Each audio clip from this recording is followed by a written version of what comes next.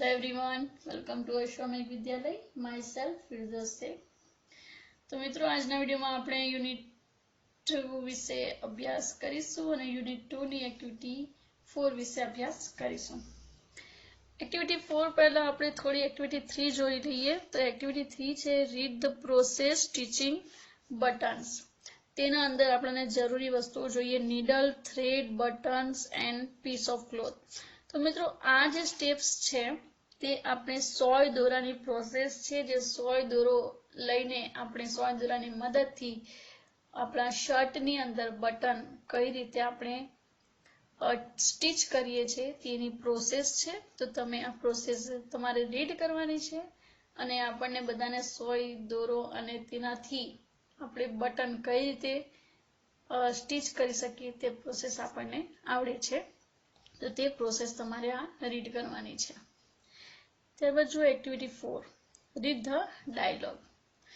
Mahesh want to open an account in a bank. હવે મહેશ જે છે તે એક બેંકમાં ખાતું ખોલવા માંગે છે. He goes to the bank. હવે તે ખાતું ખોલવા માટે ક્યાં ગયો? તો તે બેંકમાં જાય છે. He meet the manager. અને ત્યાં જઈને કોને મળે છે? તો તે મેનેજરને મળે છે. Mahesh says may I come in sir. હું અંદર આવી શકું સાહેબ? Manager says yes you may. હા તમે આવી શકો છો. What can I do for you. હું તમારા માટે શું કરી શકું? Mahesh says I want an HD account to be open in the bank.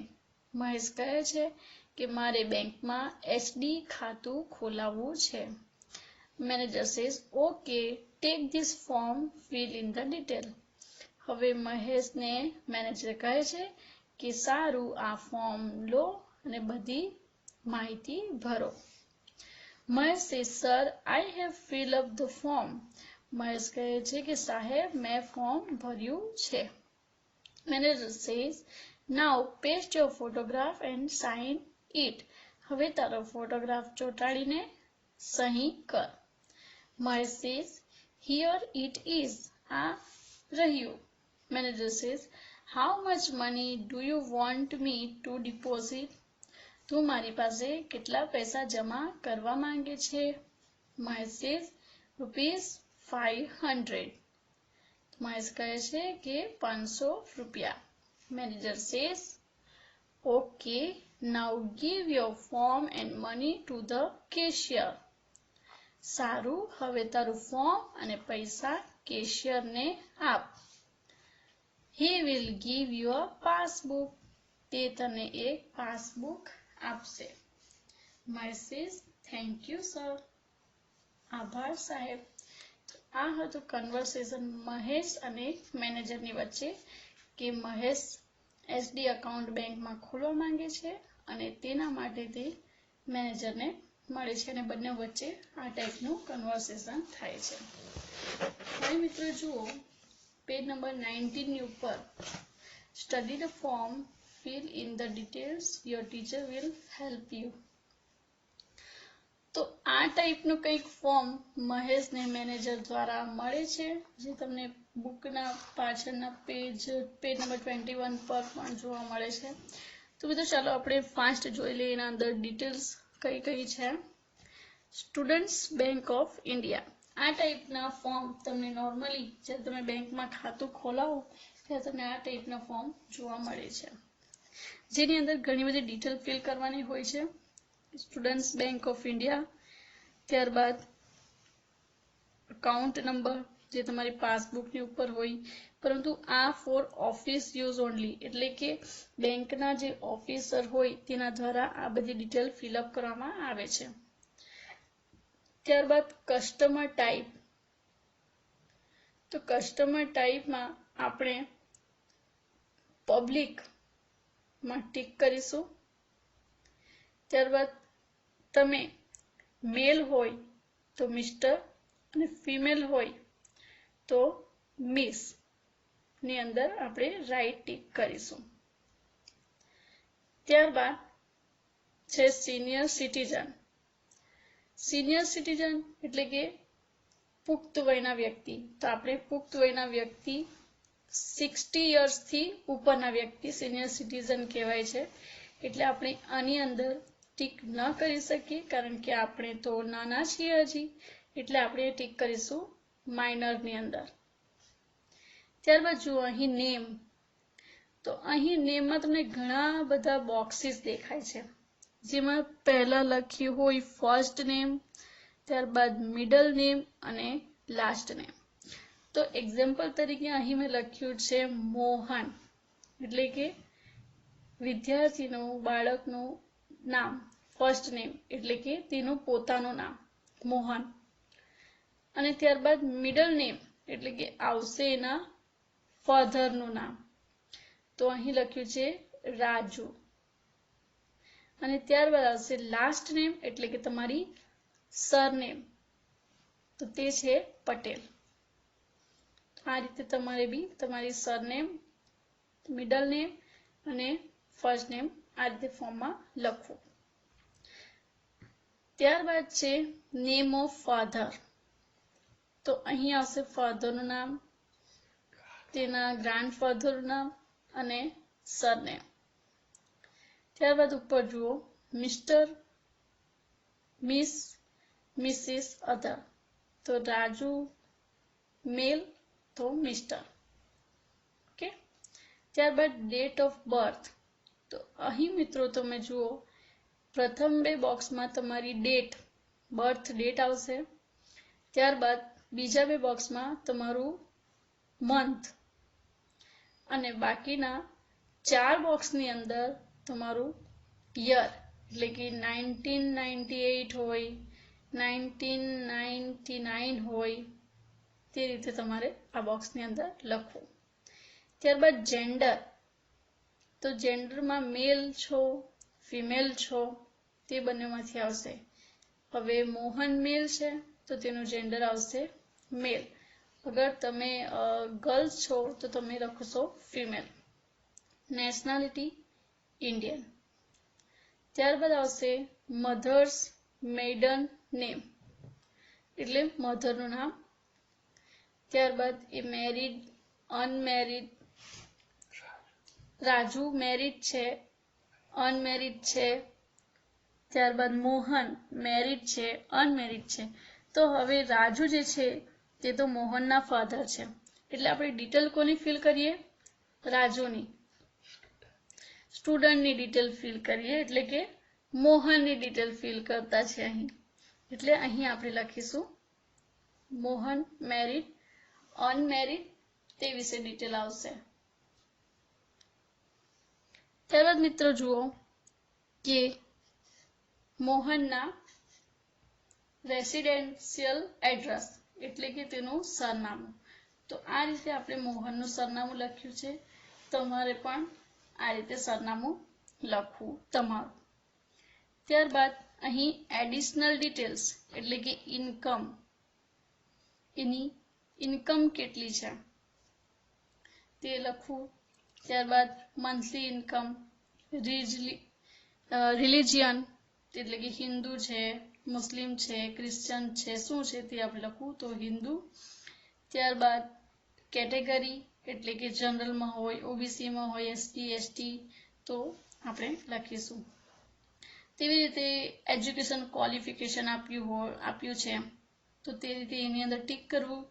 ત્યારબાદ આ બધી ડિટેલ્સ છે તેમાં આપણે સ્ટુડન્ટ છે એટલે આપણે સ્ટુડન્ટની અંદર ટીક કરવું. ત્યારબાદ મિત્રો બેક સાઈડ પર જુઓ, any one document from each of the mentioned to column for photo, identify and proof of address. Please tick the appropriate box and given details below. આ છે proof of identify, એટલે કે આપણી ઓળખ માટેની proof.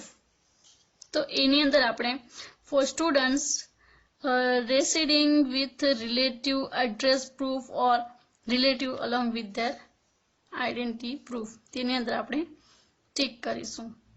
Okay, તો મિત્રો ત્યારબાદ ઇન્ટ્રોડક્શન ડિટેલ્સ છે જે બેંક દ્વારા ફિલ કરવામાં આવે છે. ઓકે, અને અંતમાં સિગ્નેચર ઓફ ધ એપ્લિકેન્ટ એટલે કે જેને ખાતું ખોલાવવું હોય તે, એટલે કે સ્ટુડન્ટ એટલે કે આપણે, તો અહીં આપણી સિગ્નેચર આવશે. તો આ રીતેના ફોર્મ તમે બેંકમાં જ્યારે પણ ખાતું ખોલાવો ત્યારે આ પ્રકારના ફોર્મ તમને જોવા મળશે. તમારે બેંકમાં જવાનું છે અને ત્યાં મેનેજરની હેલ્પ લઈને આ ટાઈપનું ફોર્મ તમારે ફિલ કરવાનું છે અને ટ્રાય કરવાનું છે કે તમે આ ટાઈપનું ફોર્મ ભરી શકો કે નહીં. ઓકે, ત્યારબાદ છે activity 6, work in pairs. Lakshman prepared a set of cards to show how to make lemon sarbat. But he forget to write the instruction for each card. Write the instruction in the blank. હવે આ જે લક્ષ્મણ છે તેને લીંબુ શરબત બનાવવું છે, તો એના માટે કાર્ડ્સ ઉપર ડિટેલ્સ લખવાની છે. તો આપણે પિક્ચરના નીચે આ જે બ્લેન્ક આપી છે ત્યાં આપણે ડિટેલ્સ લખીશું. ઓકે, તો ચાલો સ્ટાર્ટ કરીએ. હવે મિત્રો ફર્સ્ટ પિક્ચરમાં જુઓ શું દેખાય છે. આપણને નંબર 1 લખ્યું છે, તો નંબર 1 ની અંદર શું દેખાય છે? તો નંબર 1 છે અહીં. ઓકે, આ મિક્સ વેલ, આ છે મિક્સ વેલ. ત્યારબાદ આપણે જુઓ અહીં કટ છે, ત્યારબાદ અહીં એડ છે, એડ શું કર્યું છે, ત્યારબાદ પોર એટલે કે રેડવું, ત્યારબાદ ટેક આઉટ સીડ્સ એટલે કે સીડ ટેક આઉટ કરવા, ત્યારબાદ એડ તો શું એડ કરવું, ત્યારબાદ અહીં જુઓ સ્ક્વીઝ, આવું કંઈક લખ્યું છે. તો મિત્રો 1 by 1 આપણે લખવાનું છે. Arrange the sentences, read the process of lemon શરબત.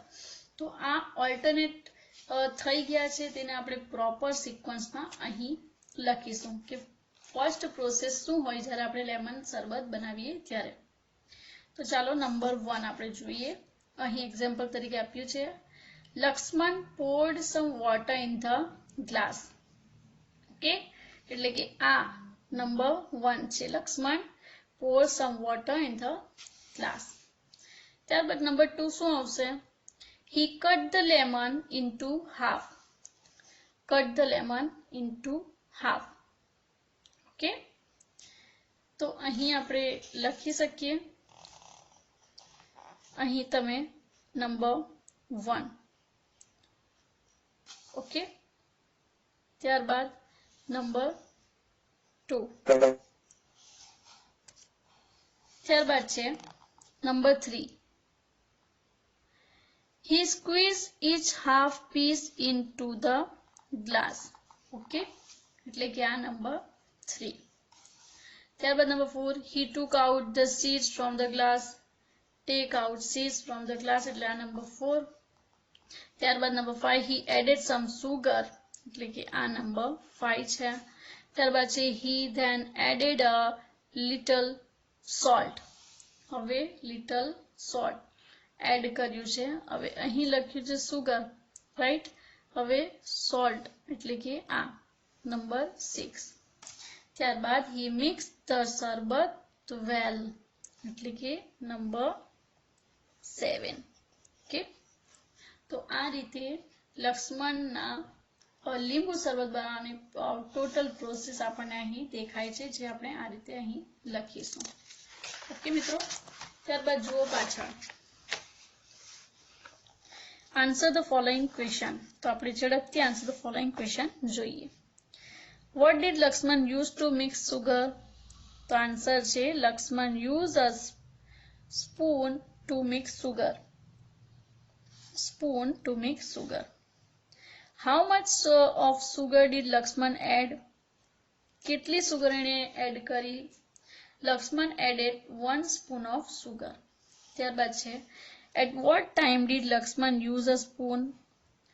So answer is Lakshman used a spoon to take out the seeds, to add sugar, to add salt and to mix the શરબત.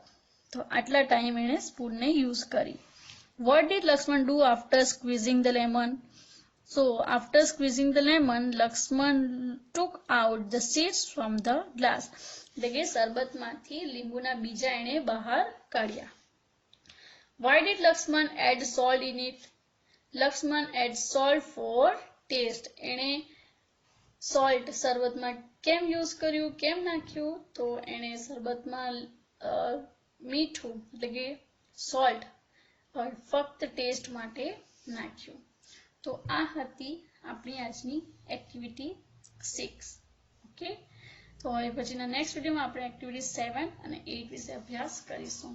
સો bye bye, take care, thank you.